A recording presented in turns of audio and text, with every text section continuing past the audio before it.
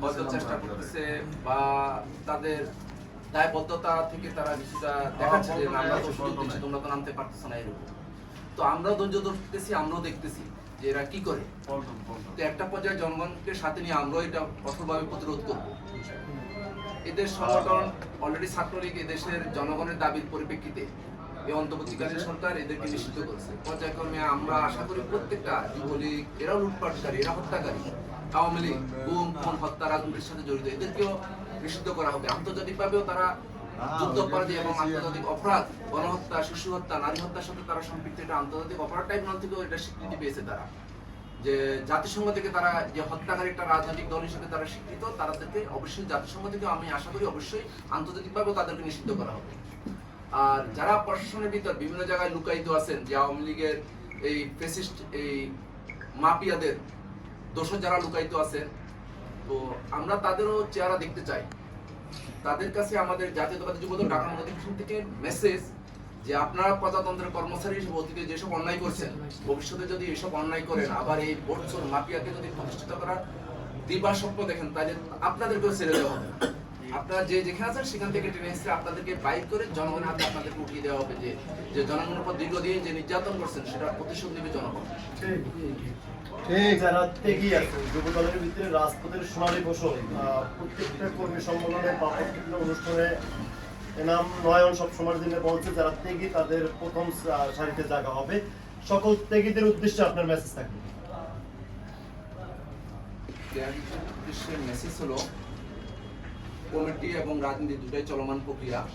কমিটির পরিসর ছোট হওয়ার কারণে অনেক পরিচিত ত্যাগী রাজপথের দুর্দান্ত সাহসী ভূমিকা রেখেছেন, এরকম অনেককে আমরা এখানে সম্পৃক্ত করতে পারি না। আশা করি আমাদের ভারপ্রাপ্ত চেয়ারম্যান সাহেব উনি বলেছেন এখন একটি আহ্বায়ক কনভেনিং কমিটি শর্ট কমিটি দেওয়া হয়েছে, পরবর্তীতে যখন কমিটিটা ফুল ফ্লেজ করা হবে তখন সবাইকে মূল্যায়ন করা হবে। যারা ওয়ার্ডে পলিটিক্স করে ওয়ার্ডে, যারা থানায় রাজনীতির সাথে সম্পৃক্ত থানাতে, মহানগরের পর্যায়ক্রমে সব জায়গায় সবাইকে যে যার যার অবস্থান অনুসারে মূল্যায়ন করা হবে। আর আমরা একসময় ছাত্রদল করছি, সবসময় যেমন ছাত্রদল করা যায় না, সবসময় যুবদলও করা যাবে না। একটা পর্যায়ে বিএনপি রাজনীতির সাথে আমরা সম্পৃক্ত হব ভবিষ্যতে। তো তেমনি আমাদের এখান থেকে মহানগর বিএনপি নেতৃবৃন্দ আমাদের বলছেন যারা যুবদল থেকে যারা বিএনপি করতে চায় তাদেরকে ওনারা সহযোগিতা করবেন, যথাযথভাবে সম্মানজনক জায়গায় তাদেরকে রাখার চেষ্টা করবেন।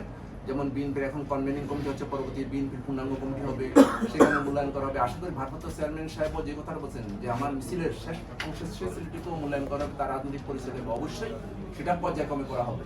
একসাথে এক মুহূর্তে সবকিছুই কোনো কিছুই সম্ভব না, পর্যায়ক্রমে সবকিছু করা হবে। প্রত্যেকটা ছেলে, প্রত্যেকটা কর্মী যারা এই মাফিয়া সরকারের বিরুদ্ধে বীরের মতো রাজপথে লড়াই করছে, আমি আশা করি, আমি প্রত্যাশা করি সবাই মূল্যায়ন করা হবে ইনশাআল্লাহ। ঢাকা মহানগর দক্ষিণ যুবদলের বিভিন্ন থানা ওয়ার্ড থেকে প্রতিবাদ জানাইছে বা ঢাকা মহানগর জুডিকা মিছিলের উপলক্ষে প্রতিবাদ জানাইছে। খন্দকার এনামের কোন ধরনের মেসেজ থাকবে সকল কর্মীদের?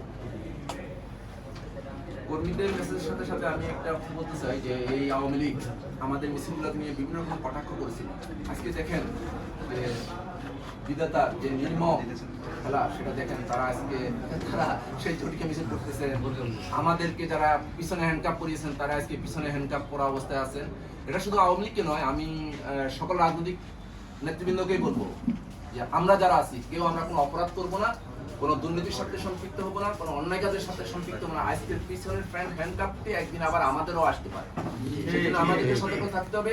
আর এই অপরাধী, এই মাফিয়া, এই সালমান এফরাম সহ যারা, এটা সত্যিকার অপরাধী, এদের পিছনে হ্যান্ডকাপ কেন? এটা দৌড় দিয়ে বেঁধে টেনে হেসে এদেরকে কোর্টে উঠানো।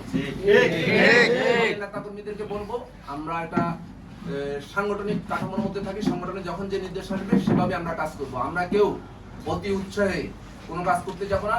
আমরা আইন শৃঙ্খলা রক্ষাকারী বাহিনীর উপর আমাদের আস্থা বিশ্বাস রাখতে চাই। আমরা চাই যে ওনারা এইসব যারা জটিকা মিছিল করবে, যারা নিষিদ্ধ, যারা যে হত্যা গুমের সাথে জড়িত, তাদের মিছিলের ব্যাপারে প্রথমে আইন শৃঙ্খলা বাহিনী কি ব্যবস্থা নেয় আমরা সেটা দেখবো, আমাদের দল দেখবে। তারপর আমাদের সংগঠন থেকে যখন যে নির্দেশনা আসবে প্রত্যেকটা নেতা কর্মী সেটাই পালন করবে, এর বাইরে কেউ অতি উৎসাহী কিছু করবে না। ধন্যবাদ।